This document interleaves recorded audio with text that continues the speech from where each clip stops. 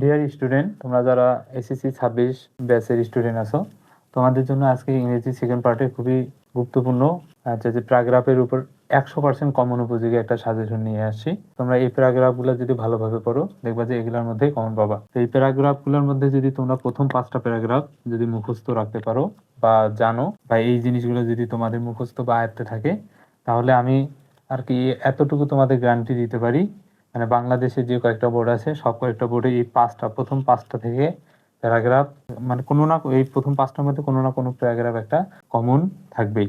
তো তোমরা 7টাই দেখে যাবা সেফ জোনে থাকার জন্য, তবে প্রথম 5টা একদম 100% ইম্পর্টেন্ট। যেমন আমি যদি ইয়া করে স্পেসিফিক ভাবে যদি বলি, যেমন মনে করো দিনাজপুর বোর্ড খুবই ইম্পর্টেন্ট, দিনাজপুর বোর্ড আর ঢাকা বোর্ড ডিডি লিখে দিলাম। দিনাজপুর আর ঢাকা বোর্ডে এই 4-5 নাম্বার খুবই ইম্পর্টেন্ট, ঠিক আছে। আর অন্যান্য যে ইম্পোর্টগুলো আছে এই 1, 2, 3, এই 3টা প্যারাগ্রাফ খুবই ইম্পর্টেন্ট। তো আমার বিশ্বাস এই 7টা প্যারাগ্রাফের বাইরে আর প্যারাগ্রাফ আসার কথা না, তারপরেও যদি আসে তাহলে সেটা দুর্ভাগ্যের বিষয়।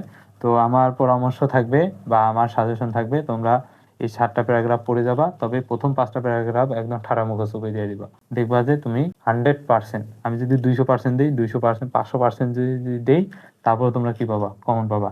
আশা করি তোমরা এই প্যারাগ্রাফগুলা মুখস্থ করবা। আর আমি এতটুকু আশা দিতে পারি যে প্যারাগ্রাফগুলোর বাইরে প্যারাগ্রাফ আসার সম্ভাবনা নাই। তো তোমরা এগুলো মুখস্থ করে যাবা। তোমাদের সবার জন্য দোয়া এবং শুভকামনা রইল। তোমরা ভালো করে পরীক্ষা দিবা।